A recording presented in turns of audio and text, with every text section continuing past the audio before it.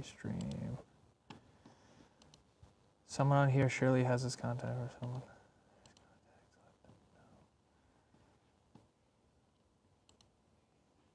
Good to go now.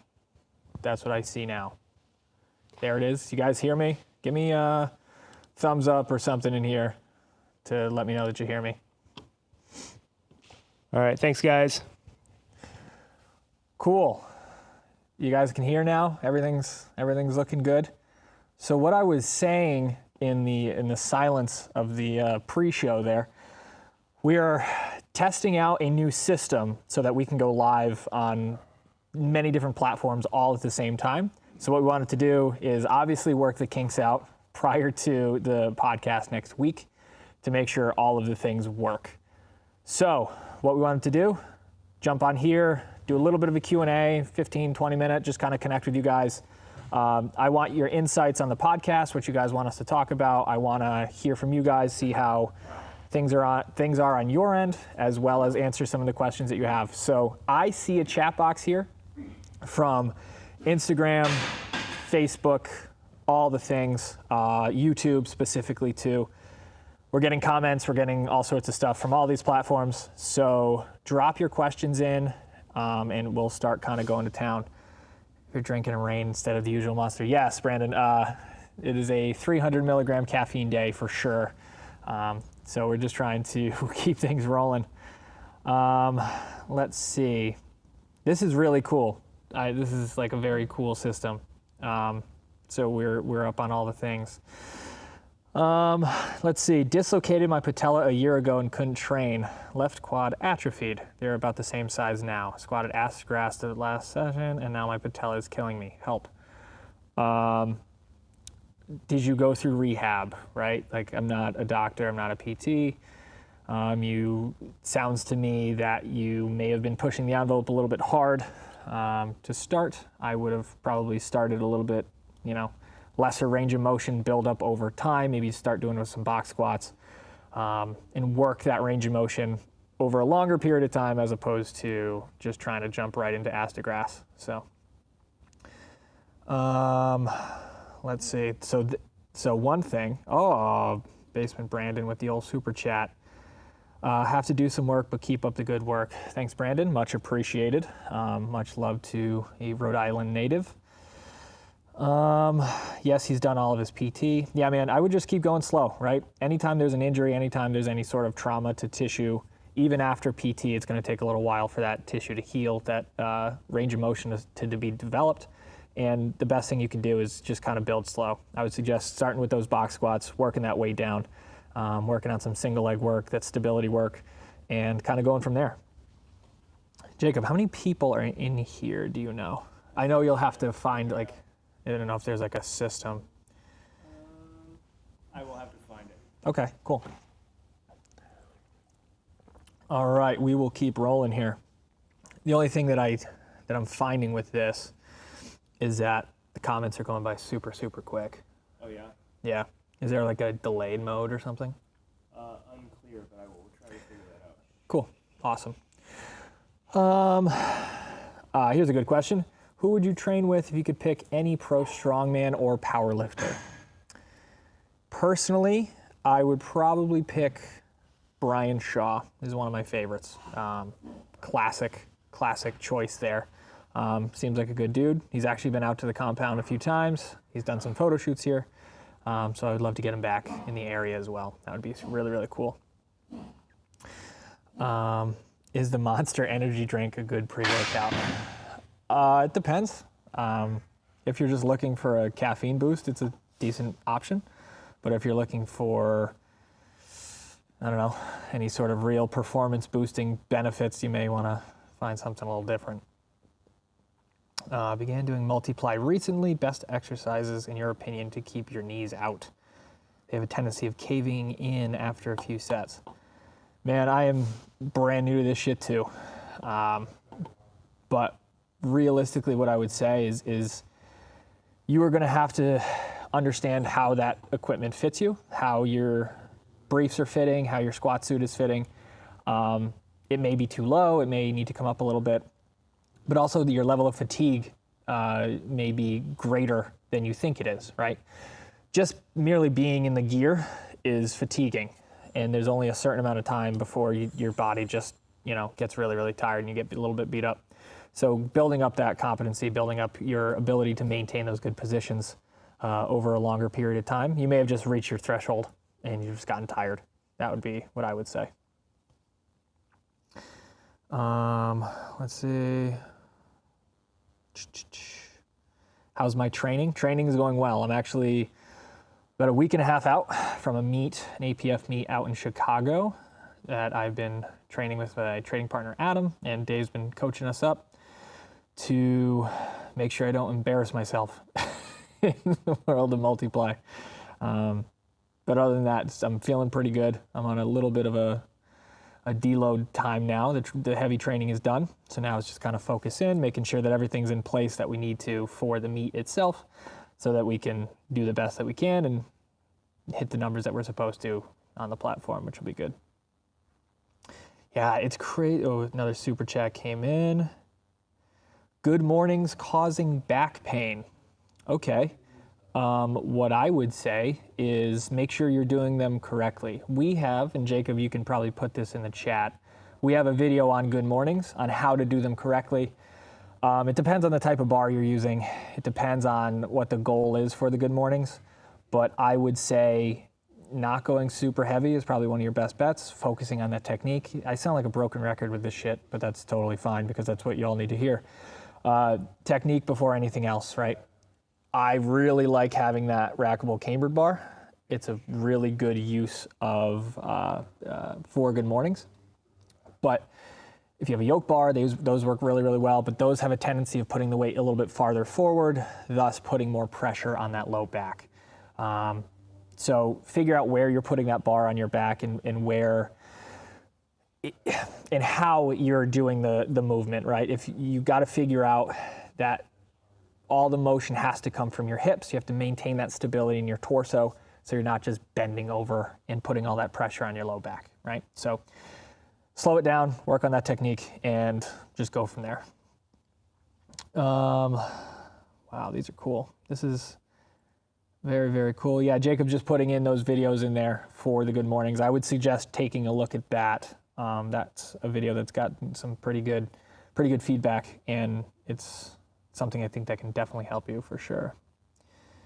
One of the things I'm really enjoying about the recent podcast is the chemistry you and Dave have. The mix of serious training knowledge and levity is great. Keep up the awesome work. Awesome. Thanks, David. Really appreciate that. Guys, anything you want to let us know about the podcast, we're trying to gain as much information as we can from the audience to make sure that we provide you with a show that you guys really enjoy.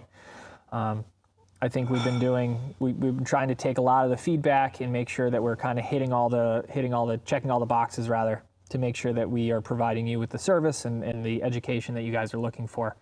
So this is why we're doing it, right? We're doing this to help you guys, to support you guys, to give you as much knowledge as we possibly can about the topics that you're interested in. So let's see, I'm just kind of rolling through the questions. So if I don't see your question right away, send it in again so I can see it. I'm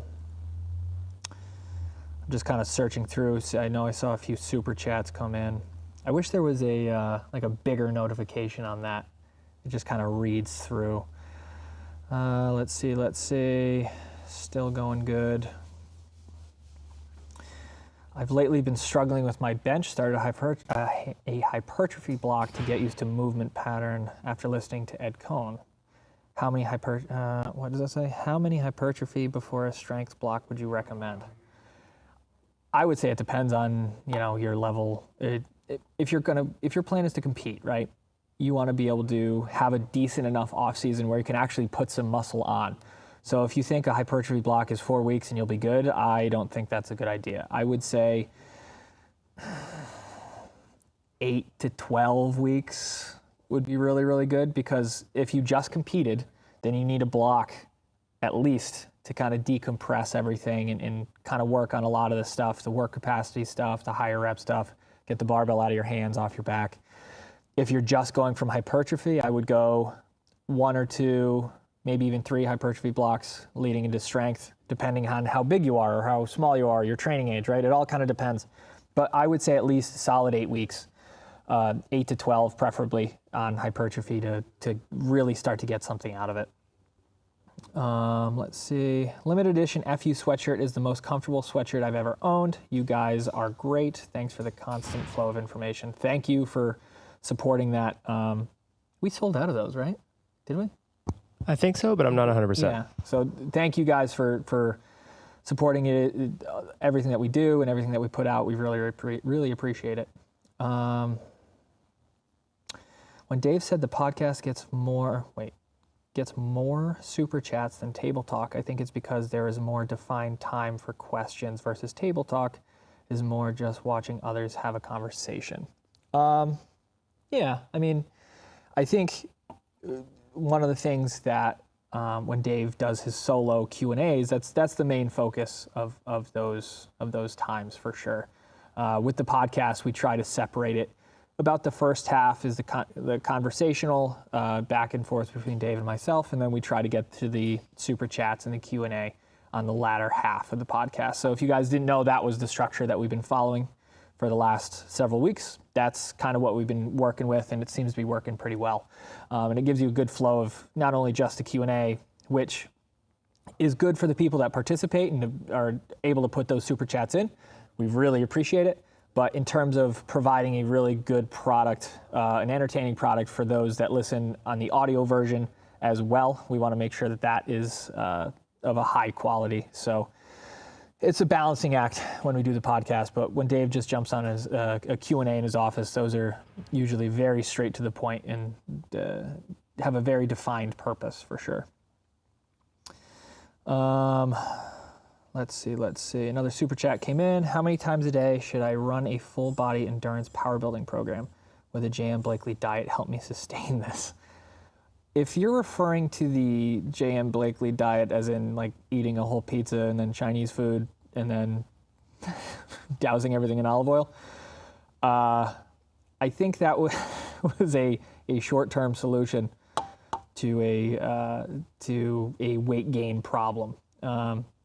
I would focus in, how many times a day should I run a full body endurance power building program? That's like a lot of different variables, right? Endurance, power building, and then that's a lot of different things, right? I would say first and foremost, kind of lock down what it is you want to do. If you want to get bigger and stronger, your endurance may take a hit, right? If you want to increase your endurance, you may have to adjust how you eat, what you eat in your type of training, right? You just can't combine different types of programs into one like Frankenstein program and expect you to get all the same results as you would, right? You train for specific demands, right? Your body responds to specific things. So in order to get a specific response from your body, you need to give it specific demands. So if you're just doing random thrown together workouts, you're going to get random thrown together answers. So, or results rather. Let's see. Have you seen any more super chats that came in? No, I don't. Okay, cool. I'll just start ripping through some of these. Charlie says, "Hey Sam, love seeing you on the podcast. You and Dave work great together. Good luck at the meet." Thank you, Charlie from Facebook. That's so cool. Like, I'm like such a fan of this thing. Let's see.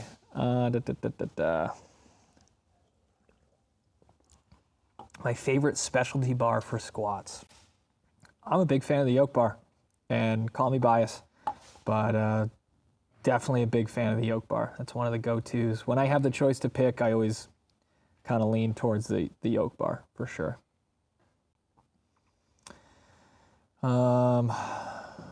Let's see.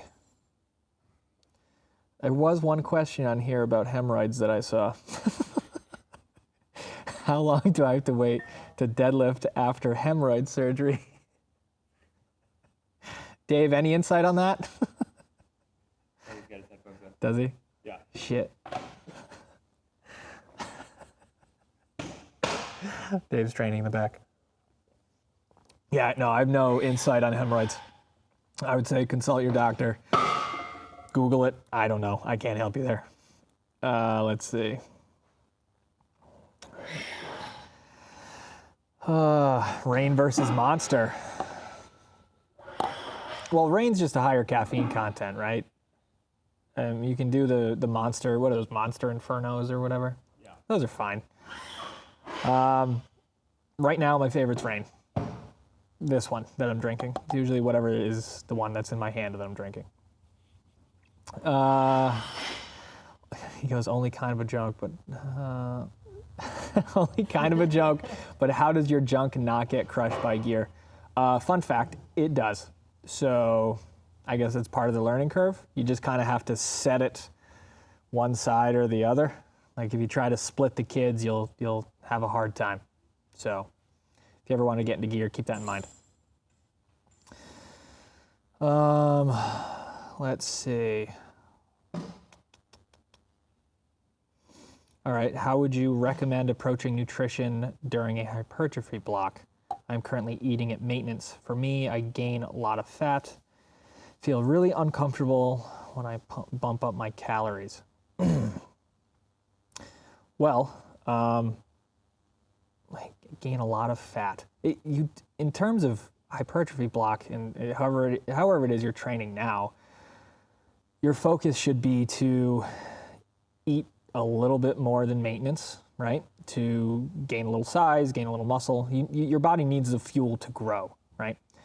But it sounds to me like if you're gaining a lot of fat, you may be eating too much in a surplus or gaining weight too fast, right? I'm not a nutritionist, I'm not a dietitian, but the low and slow approach kind of helps the most, right? When you're trying to gain weight or trying to get stronger or bigger. The idea is you want to make small adjustments over time and slowly start ratcheting things up. If you throw in, 1,000, 2,000 calories over maintenance, you're going to gain weight really, really fast, and it may lean more towards fat than it is to muscle. So I would focus in on making sure that the numbers that you're hitting are the numbers you should be hitting. That's the best I can kind of give you for that. And when you're talking surplus, you don't need a crazy surplus. I would start with a smaller surplus and be as consistent, because you may find out that you're tracking things nothing is perfect, right? But if you're inaccurately tracking what you're eating, you may be starting with faulty numbers and therefore putting yourself in a situation where you're eating far more than you think, which is fairly common. Let's see. Hey guys, the chicken is here. I have a home gym. Hello, the chicken. Super chat. Shout out to myself, the chicken home gym. All right, there you go. Shouted himself out. Canadian. That's those damn Canadians. Let's see. What do we got? Anything else you see here? Looks like Fister Pistols came in. We got the Fister Pistols? Where'd he go? There he is. Tips for keeping training interesting while dropping body fat, since any real strength gains in a deficit will be hard and demotivating. Okay, so I did this like last year. I was on a cut, pretty aggressive cut. Ended up losing like 25, 30-ish pounds, trying to get as lean as I possibly could. In my training, I kept the intensity fairly high, right, in terms of the amount of weight I was moving. In terms of percentages, I was doing more of a max effort, dynamic effort, kind of a split, more of a conjugate split. But what I would do for like accessories, I would try to break volume PRs in terms of reps in a certain amount of time, or duration of sets, or reduce the amount of rest time. So I would play with different variables than I would during like a strength block. I wouldn't necessarily worry about the weight on the bar as much. I would focus in on getting more work done in a less period of time, right? So becoming more efficient at the movements, having a greater and greater work capacity, muscular endurance, right? Focusing on things that you can focus on while you're losing that body fat, that makes that challenge, right? That gives you that same sort of push that you would in your training normally. That's what I did, and it was awesome. And it was brutal, right? I would do timed sets up to like 75 seconds. I would do all sorts of different styles of training, right? I would focus in on tempos. I would focus in on pauses in different spots, right? I would just change it up to make the difficulty of the movements increase, right? But the overall load that I use on those exercises would decrease, right? Because you just don't have the same amount of energy or strength that you do when you're in a surplus of calories. So that's what I did. It worked very well for me. It's something that I've done with clients in the past that works really well for them. And it gives you that sense of progression from training session to training session that helps you during when you're on a cut or you're trying to lose some body fat. Let's see. Dun, dun, dun, dun, dun. Thank you, Fister Pistols, again. That's one of my favorite names ever, Fister Pistols. Let's see. If you're training a particular muscle group, would you suggest 4 sets of one exercise or 2 sets of 2 different exercises? Same muscle, though. Hey, look, it's Dave. Oh, there he goes. Well, I mean, is your goal just hypertrophy and, just building up that one muscle? Then I'm not a huge fan of having a million different exercises for the same muscle group. If you're putting tension across the fibers of that muscle adequately enough for a change to occur, then you're doing your job, right? I think the term or the idea of variety is overplayed. I think people switch their accessories too often because they're like, oh, I'm not getting any bigger. I'm not progressing anymore. It's like, I don't know about that. I think people get bored. But that being said, the other side of that coin is if you do 2 sets of preacher curls and then you want to do a different bicep variation, go right ahead. Like, you're still getting a decent amount of volume in. And if it makes your training more entertaining, more enjoyable, go right ahead. You're not hurting anybody. Let's see. Super chat. Oh, thank you, Fister Pistols. Thanks, man. That's awesome. Big fan. Big fan. Let's see. What can the reason I get some lower back pump when squatting for higher reps? So if you're talking about back squatting for higher reps, we have a video on this. What was that video where we were talking about output? Or was that was like a reel or something, right? It was like the leg press versus the back squat. Remember that one? I'll try to find it and put it in the chat. Yeah. So we did something on this talking about externally stabilized exercises versus internally stabilized exercises. When you're talking higher reps, it's better to use an exercise that's externally stabilized, meaning you're in a position where either you're on a machine or you're holding onto something that's providing you that stability for your body so that you can focus just on the exercise itself. An example of that would be like a hack squat or a leg press, right? So what you're talking about is an internally stabilized exercise, which is a barbell back squat. The reason that you get that lower back pump is because what's happening is as you get fatigued, your ability to stabilize that position, that proper position of your squat goes down and down. You start to put that force into different positions or different parts of your body, like your lower back. You get out of position and you start to fatigue out. It's just a natural thing that happens in that position. You're just unable to internally stabilize, unable to brace for that long to keep that good position. So what I would say is instead of doing high rep sets with a back squat, I would do a high rep set on a leg press or a hack squat, right? Because you can get closer to that muscular failure and your body's going to remain in the same position to make sure that you are stable in all the areas that you need to be stable in. So that's what I would say for you. You're getting a low back pump is because you're getting out of position and now you're, changing the movement from rep to rep as opposed to keeping that movement pattern consistent as you would with some externally stabilized means. Let's see. Any advice for increasing mobility for the sumo deadlift? Can't seem to get a good start position, so my lockout suffers. Yeah, man. It's going to sound stupid, but very simple stretching, right? Yeah. Getting some sort of lateral work in.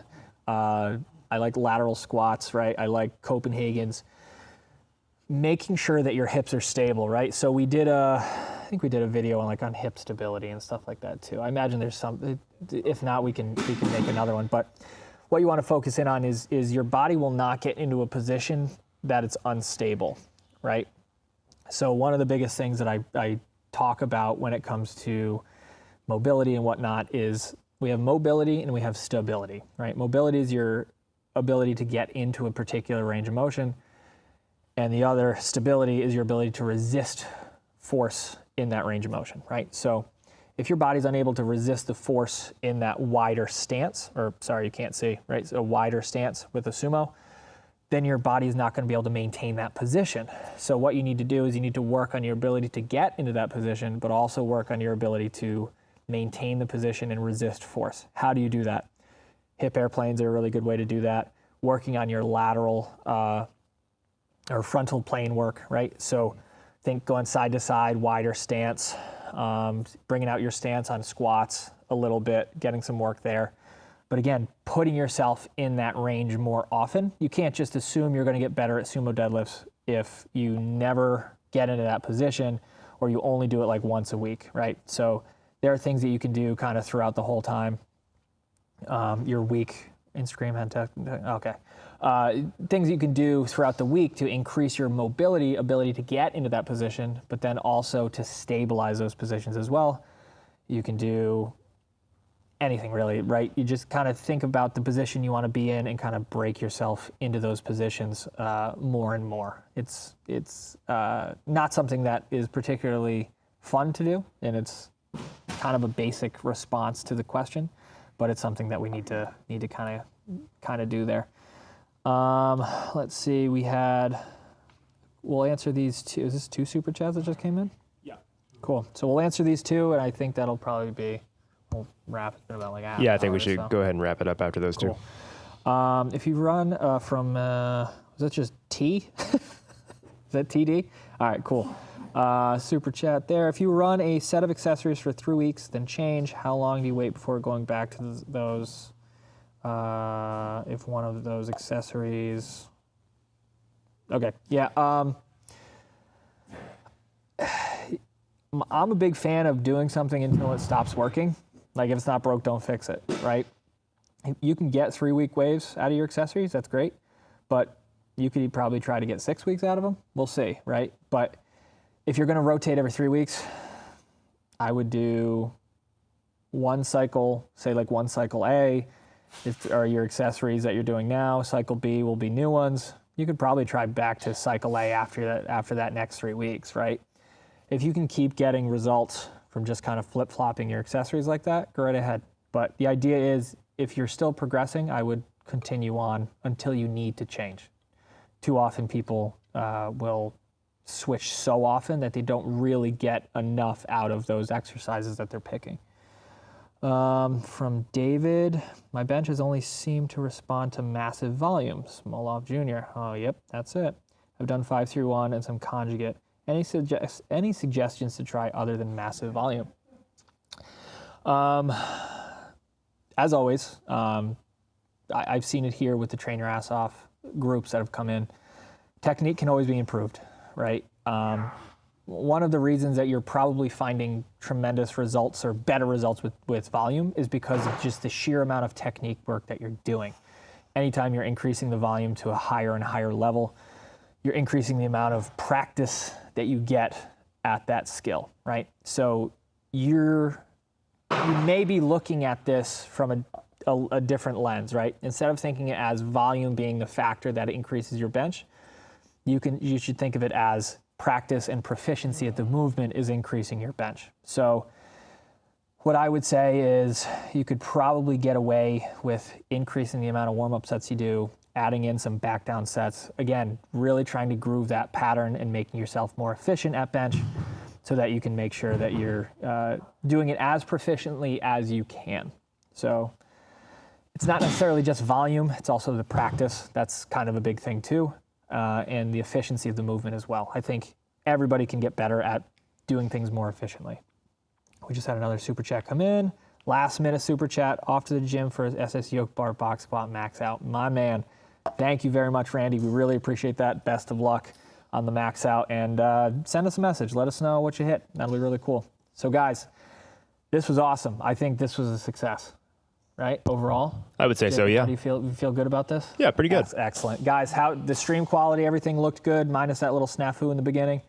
let us know real quick. Just make sure that this is a good system so that we can make sure that this is of quality for you guys for the podcast next week. So on behalf of myself, Jacob behind the camera, Dave's over there training, busting his ass. So we will see you guys in the next one. Like, subscribe, do all the things, and thank you very much for watching.